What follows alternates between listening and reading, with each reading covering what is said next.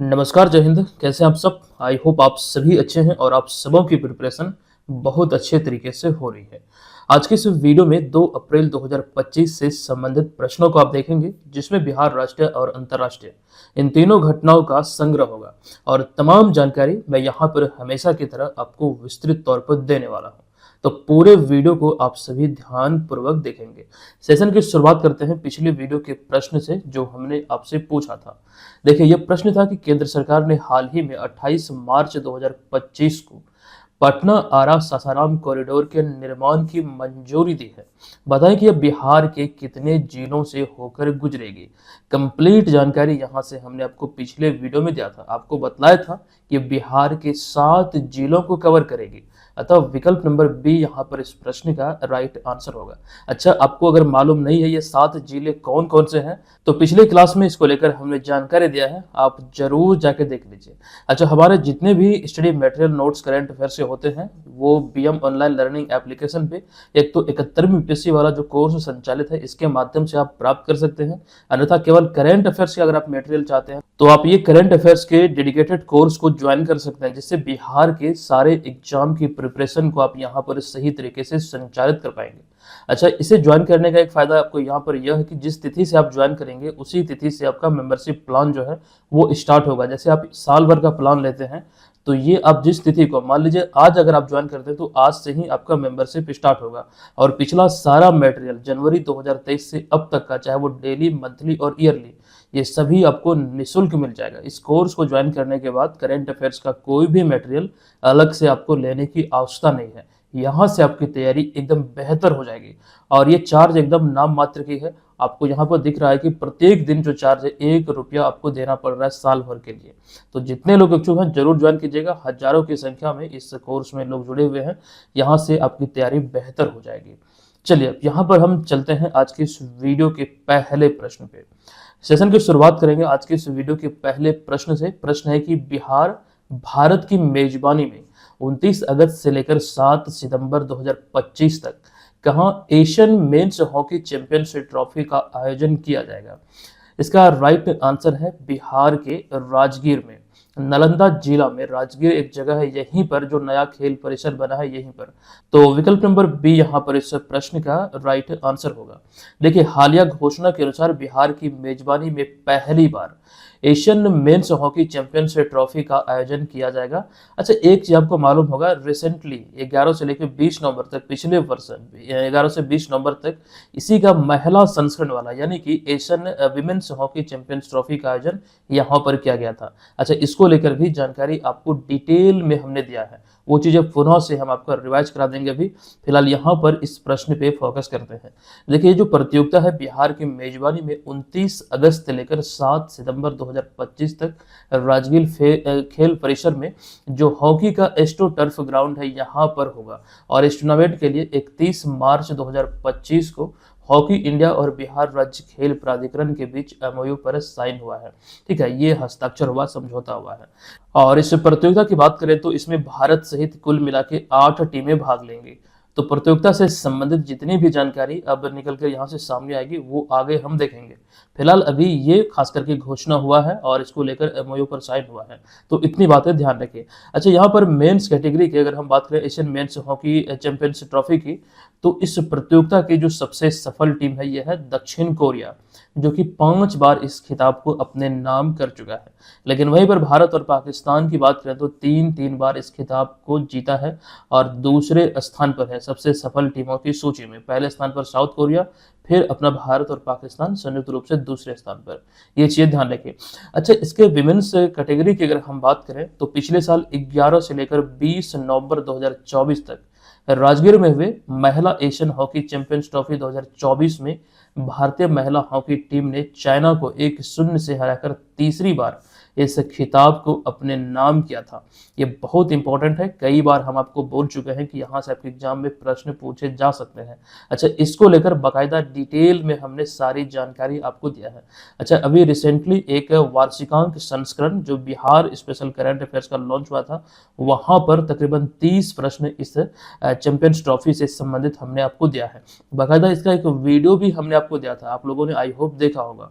ठीक है, तो ये प्रतियोगिता को लेकर डिटेल में जानकारी आपको ध्यान रखना पड़ेगा, बहुत इंपॉर्टेंट है।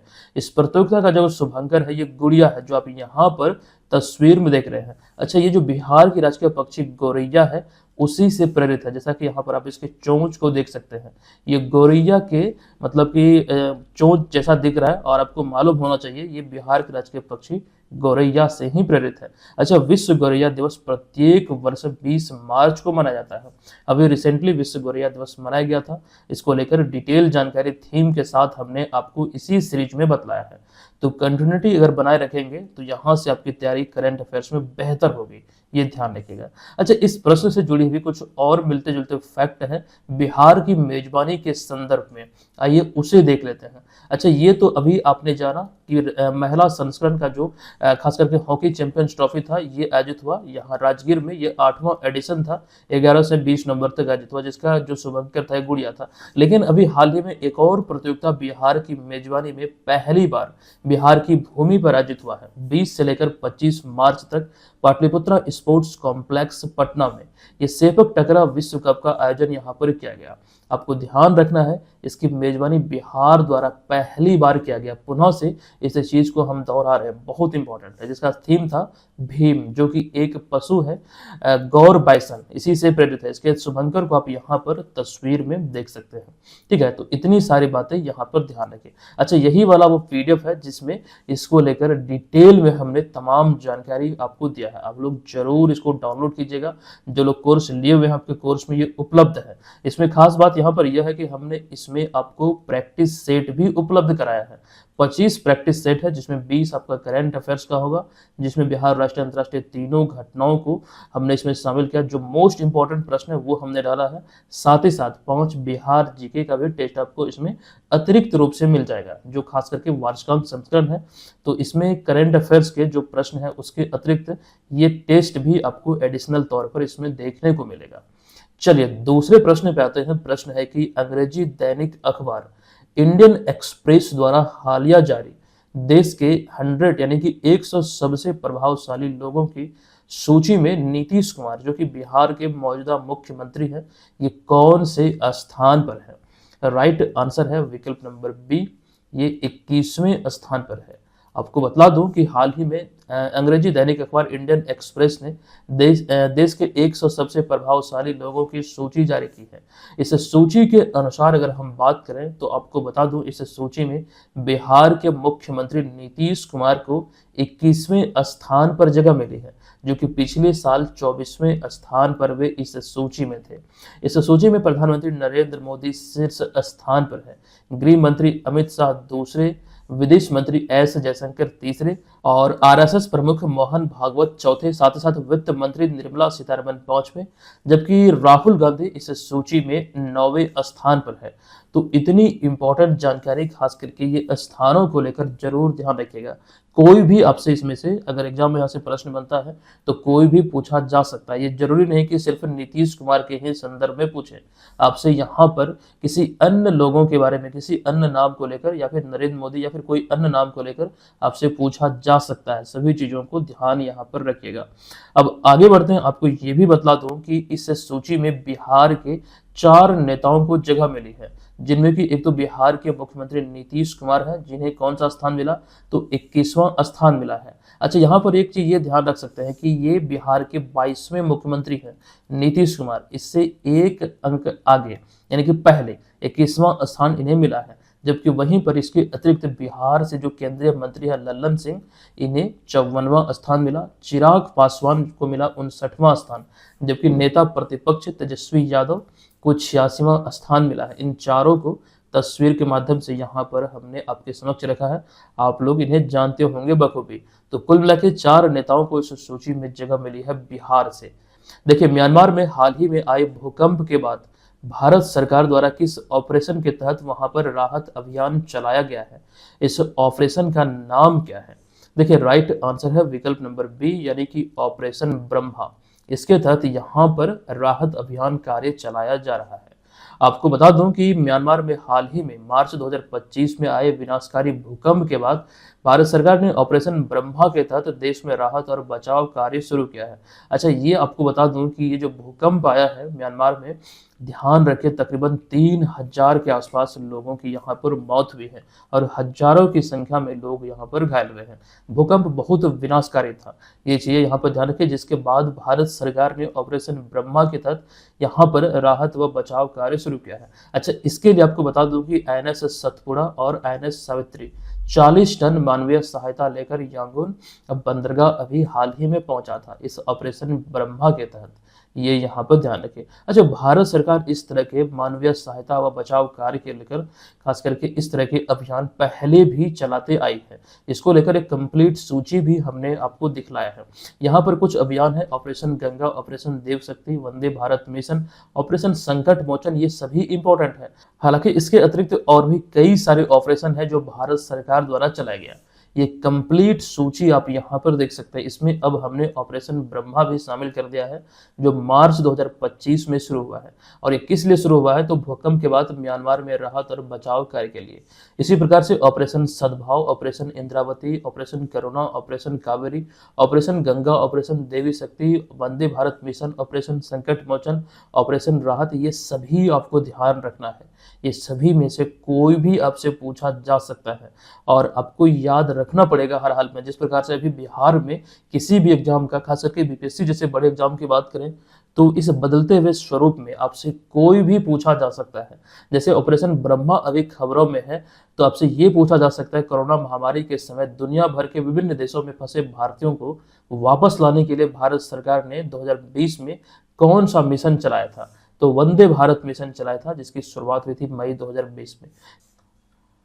अब यहाँ पर हमारा अगला चौथा प्रश्न है कि निम्नलिखित में से किन्हें हाल ही में 34वें सरस्वती सम्मान से सम्मानित किए जाने की घोषणा की गई है? राइट आंसर यहाँ पर हो जाएगा बद्रीश दास स्वामी, अतः विकल्प नंबर बी इस प्रश्न का राइट आंसर होगा।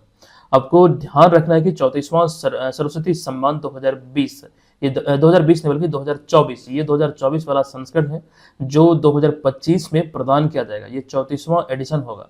ये अंतर्राष्ट्रीय स्तर पर प्रसिद्ध संस्कृत विद्वान और सन्यासी साधु बद्रीश दास स्वामी को दिया जाएगा। ये घोषणा अभी हाल ही में हुई है, तो ये नाम आपको ध्यान रखना, और ये कौन सा सरस्वती सम्मान है ये भी आपको ध्यान रखना है। अच्छा, उन्हें यह सम्मान उनकी कृति जो उनकी रचना है स्वामी नारायण सिद्धांत सुधा, इसके लिए उन्हें दिए जाने की अभी हाल ही में घोषणा हुई है।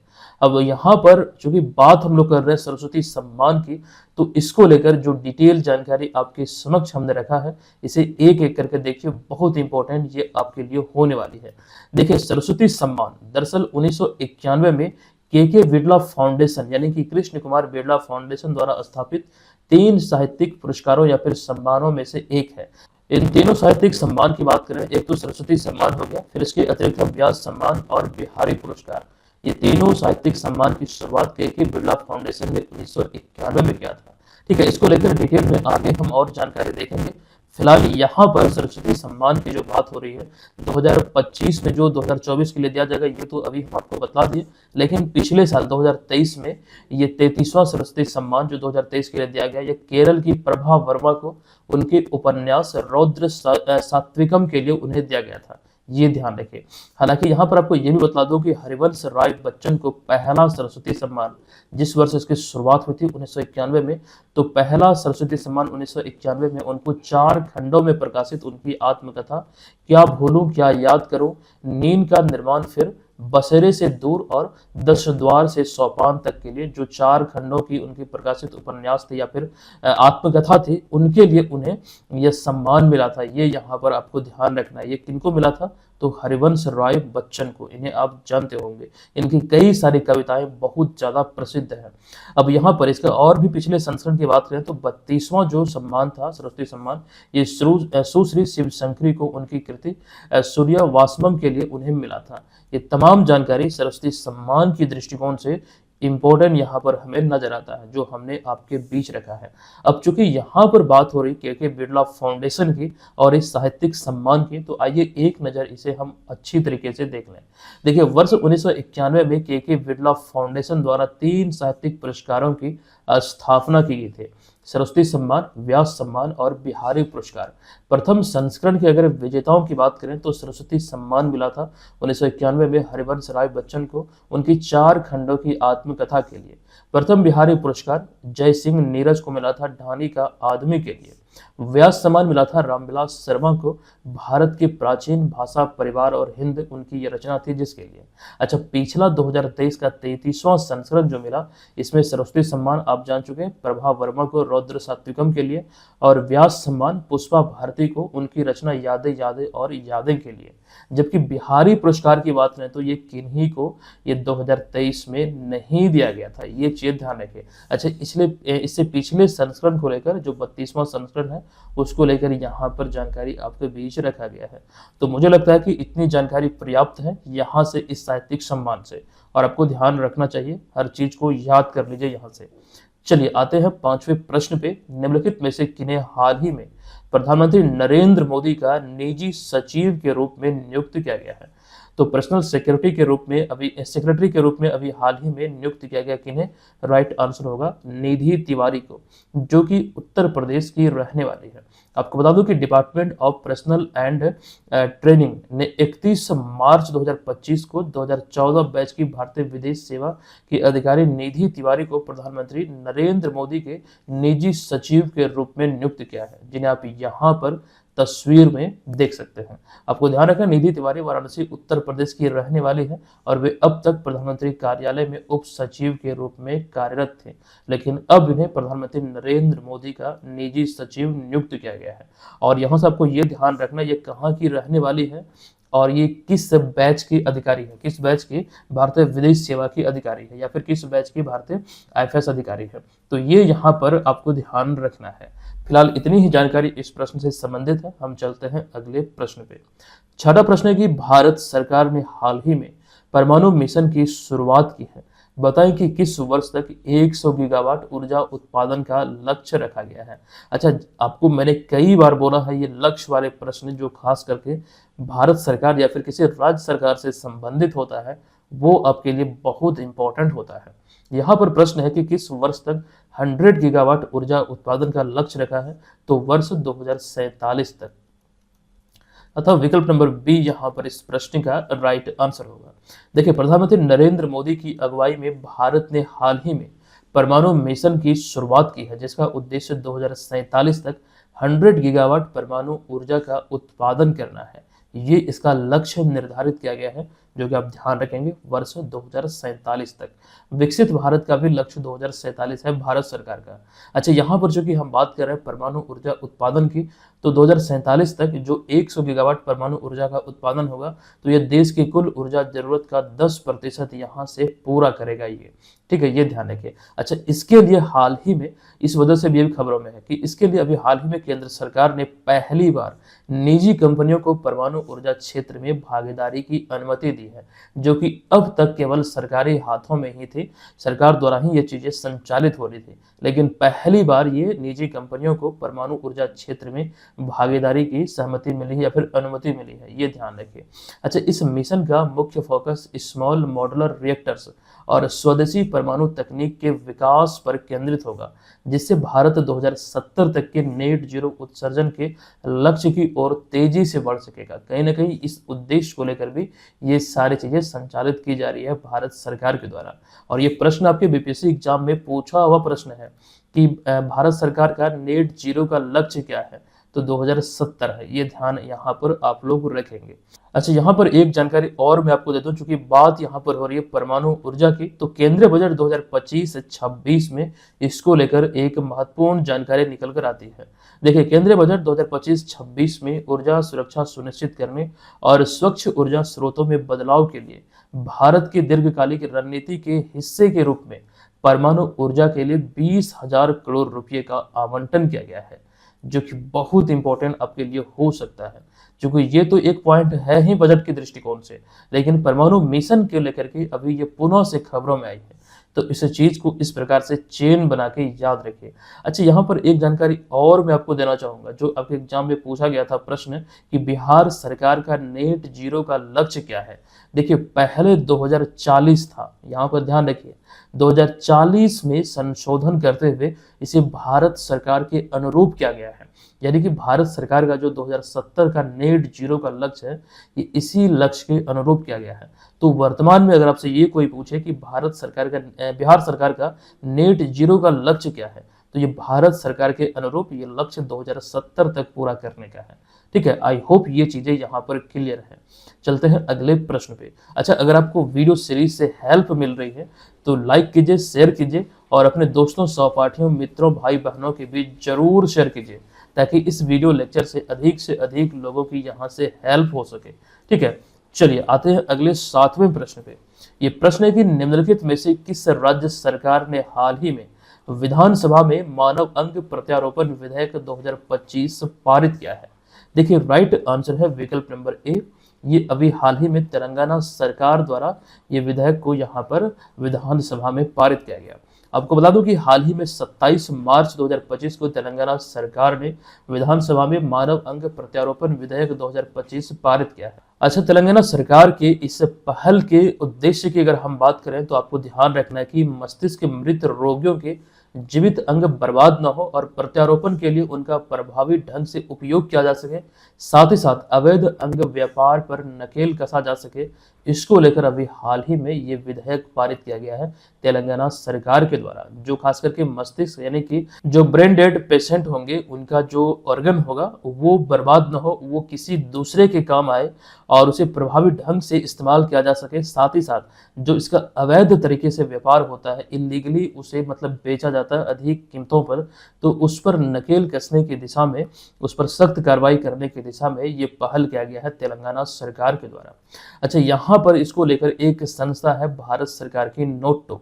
आइए इसको जानते हैं, इसकी शुरुआत कब हुई थी। देखिए नोटो यानी कि हिंदी में अगर इसका पूरा नाम की बात करें, पहले तो अंग्रेजी में जान लीजिए नोटो का पूरा रूप क्या होता है या फिर फुल फॉर्म क्या होता है। तो national organ and tissue transplant organisation यानी कि राष्ट्रीय अंग एवं ऊतक प्रत्यारोपण संगठन। दरअसल इसकी स्थापना 1994 में भारत में अंगदान और प्रत्यारोपण गतिविधियों को विनियमित करने के लिए एक राष्ट्रीय नेटवर्क संगठन के रूप में ये स्थापित किया गया था। ये भारत सरकार की एक संगठन है। हालांकि आपको ध्यान रखना, भले ही 1994 में यह स्थापित हुआ था, लेकिन इसे एकदम 2011 में पूर्ण रूप से संशोधित करते हुए नए सिरे से स्थापित किया गया था। ठीक है, तो ये इसी दिशा में खास करके कार्य करता है। तो चूंकि इसको लेकर के ये जानकारी भी यहाँ पर ध्यान आपको रखना है। चलिए आते हैं हम यहाँ पर अगले प्रश्न पे। तो ये प्रश्न यहाँ पर है कि अमान जॉर्डन में आयोजित एशियन कुश्ती चैंपियनशिप 2025 में भारतीय पहलवानों ने निम्नलिखित में से कुल कितना पदक हासिल किया है?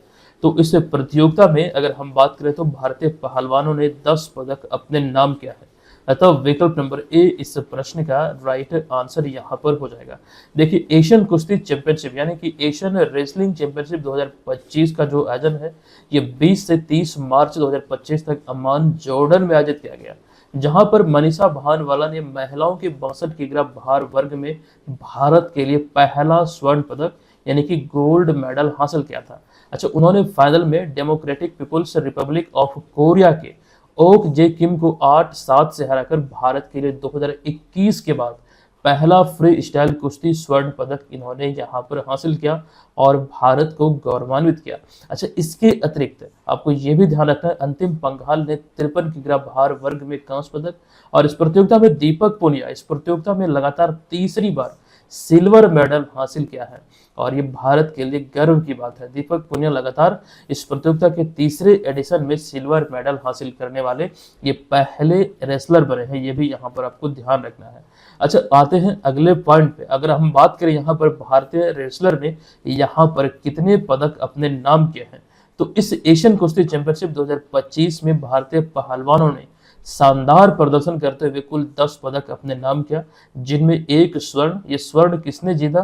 तो मनीषा भानवाला ने। ये ध्यान रखिएगा, ये रोहतक की रहने वाली है, रोहतक हरियाणा से। अच्छा, ये ध्यान रखिए, 1 स्वर्ण, 3 रजत और 6 ब्रॉन्ज मेडल ये अपने नाम किया भारतीय रेसलर ने। कुल मिला के 10 पदक भारत के नाम रहा, जो प्रतियोगिता अम्मान जॉर्डन में आयोजित हुई। यहाँ पर 9वें प्रश्न पे आते हैं। हाल ही में प्रधानमंत्री नरेंद्र मोदी ने साल 2025 के लिए अंतर्राष्ट्रीय योग दिवस की थीम निम्न में से क्या घोषित किया है? तो 2025 के लिए अंतर्राष्ट्रीय योग दिवस की थीम होगी yoga for one earth one health, यानी कि विकल्प नंबर डी इस प्रश्न का राइट आंसर है। देखिए, प्रधानमंत्री नरेंद्र मोदी ने हाल ही में अपने मन की बात कार्यक्रम के संबोधन में अंतर्राष्ट्रीय योग दिवस 2025 के लिए एक पृथ्वी एक स्वास्थ्य के लिए योग अर्थात yoga for one earth one wealth विषय पर निर्धारित किया है, यानी कि ये निर्धारित किया है 2025 अंतर्राष्ट्रीय योग दिवस के लिए। ये यहाँ पर आपको ध्यान रखना है और इसकी घोषणा मन की बात कार्यक्रम में नरेंद्र मोदी द्वारा किया गया। देखिए, इस वर्ष अंतर्राष्ट्रीय योग दिवस का 11वां संस्करण मनाया जाएगा। दरअसल इसकी शुरुआत कैसे हुई थी, आइए इसको समझते हैं। एक तो ये ध्यान रखें, ये भारत सरकार की पहल है। दरअसल यहाँ पर आपको ये समझना है कि प्रधानमंत्री नरेंद्र मोदी के प्रस्ताव को संयुक्त राष्ट्र महासभा द्वारा 2014 में स्वीकार किया गया था। ये प्रस्ताव था अंतर्राष्ट्रीय योग दिवस का, जो कि 2014 में स्वीकार किया और इसके बाद स्वीकारने के बाद 2015 में पहली बार विश्व योग दिवस मनाया गया था और इस प्रस्ताव का कुल मिला के 175 देशों ने संयुक्त राष्ट्र में समर्थन किया था। तो ये बहुमत के साथ इसको मतलब लागू किया गया। 2015 में पहली बार 21 जून को अंतर्राष्ट्रीय योग दिवस मनाया गया था। तो इसी तिथि को चिन्हित करते हुए प्रत्येक वर्ष 21 जून को अंतर्राष्ट्रीय योग दिवस में मनाया जाता आ रहा है। अच्छा, जैसा कि अभी हम आपको बतला चुके हैं, 2025 में ये 11वां संस्करण इसका आयोजित किया जाएगा। यहाँ पर हमने लिख भी दिया है। चलिए चलते हैं अगले प्रश्न पे। निम्नलिखित में से कौन सा देश ब्रिक्स शिखर सम्मेलन 2025 की मेजबानी करेगा? तो राइट आंसर है विकल्प नंबर डी, यानी कि ब्राजील। आपको बता दूं कि 2025 में ब्रिक्स शिखर सम्मेलन की जो मेजबानी है ये ब्राजील द्वारा किया जाएगा। इसका आयोजन 6 से 7 जुलाई 2025 को ब्राजील के शहर रियो डी जेनेरियो में किया जाएगा। ये यहाँ पर आपको ध्यान रखना है। अब ये अगर इसके संस्करण की बात करें तो आपको ध्यान रखना, ब्रिक्स शिखर सम्मेलन का ये 17वां संस्करण होगा। इसको लेकर आने वाले समय में हम डिटेल जानकारी आपको अवश्य देंगे, लेकिन यहाँ पर अगर हम बात करें इसके पिछले संस्करण से, जो इसका एक्चुअली 16वां संस्करण था, तो 16वां संस्करण रशिया में 22 से लेकर 24 अक्टूबर 2024 तक ये आयोजित किया गया था। कहाँ पर? तो रशिया में। आपको ध्यान रखना है, ब्रिक्स की जो स्थापना ये 2009 में हुई थी। इसके संस्थापक देशों में ब्राजील, रशिया, भारत और चाइना है। ये इसके संस्थापक सदस्य देश हैं। अगले वर्ष 2010 में, यानी कि स्थापना के एक वर्ष पश्चात 2010 में दक्षिण अफ्रीका इसका सदस्य बना, जिसके बाद ब्रिक्स बन गया ब्रिक्स। इसमें जो नाम आपको दिख रहा है, जो अल्फाबेट है, ये इसके सदस्य देशों के नाम के पहले अक्षर के ही आधार पर रखा गया है। पहले 4 देश थे, ब्राजील, रशिया, इंडिया और चाइना। तो ये यहाँ पर ब्रिक कहलाता था। साउथ अफ्रीका 2010 में जुड़ा, तो ये ब्रिक्स जो हो गया ब्रिक्स, ये ध्यान रखिए। अच्छा, हालांकि मौजूदा समय में अप्रैल 2025 तक के आंकड़ों की अगर हम बात करें तो ब्रिक्स में इस समय कुल मिला के 10 सदस्य देश हैं। इनमें ब्राजील, रशिया, भारत और चाइना के अतिरिक्त दक्षिण अफ्रीका, अच्छा नया जो जुड़ा है ये मिस्र, इथोपिया, इंडोनेशिया, ईरान और संयुक्त अरब अमीरात। अच्छा, इसमें एक और देश शामिल होने वाला था, अर्जेंटीना, लेकिन जिन्होंने ये प्रस्ताव को ठुकरा दिया, इसमें शामिल होने से मना कर दिया था। ये यहाँ पर ध्यान रखिए। यहाँ पर वही पॉइंट लिखा हमने कि अर्जेंटीना ने ब्रिक्स में शामिल होने के निमंत्रण को अस्वीकार किया था। जनवरी 2025 में इंडोनेशिया आधिकारिक तौर पर 11 टेबल के 10वें सदस्य के रूप में ब्रिक्स में सम्मिलित हुआ है। ये यहाँ पर आपको ध्यान रखना है। अच्छा, ब्रिक देशों की पहली शिखर सम्मेलन 2009 में येकाटेरिनबर्ग रशिया में आयोजित हुआ था। इसी के एक वर्ष पश्चात 2010 में इसमें साउथ अफ्रीका शामिल हुआ था। ये चीज ध्यान रखिए। अच्छा, भारत अब तक कितनी बार ये ब्रिक्स शिखर सम्मेलन की मेजबानी कर चुका है? तो कुल मिला के 3 बार। ये चौथा ब्रिक्स शिखर सम्मेलन, फिर 8वां, फिर 13वां, क्रम से 2012 ये दिल्ली में, फिर 2016 ये गोवा में, फिर 2021 ये भी दिल्ली में। तो पिछली बार भारत ने 13वां ब्रिक्स शिखर सम्मेलन की मेजबानी किया है, जो 9 सितंबर 2021 को दिल्ली में आयोजित हुआ था। तो इतनी जानकारी यहाँ पर आपको ध्यान रखना है। चलिए 11 नंबर प्रश्न है, झज्जर बचौली वन्यजीव अभ्यारण्य किस राज्य में है, जिसे कि राज्य सरकार ने अपने पहले तेंदुए सफारी के रूप में विकसित करने की घोषणा की है। ये झज्जर बचौली वन्यजीव अभ्यारण्य जो है ये बहुत ज्यादा इस वजह से खबरों में है। तो राइट आंसर है विकल्प नंबर ए, यानी कि पंजाब में है। अतः राइट आंसर यहाँ पर हो जाएगा ए।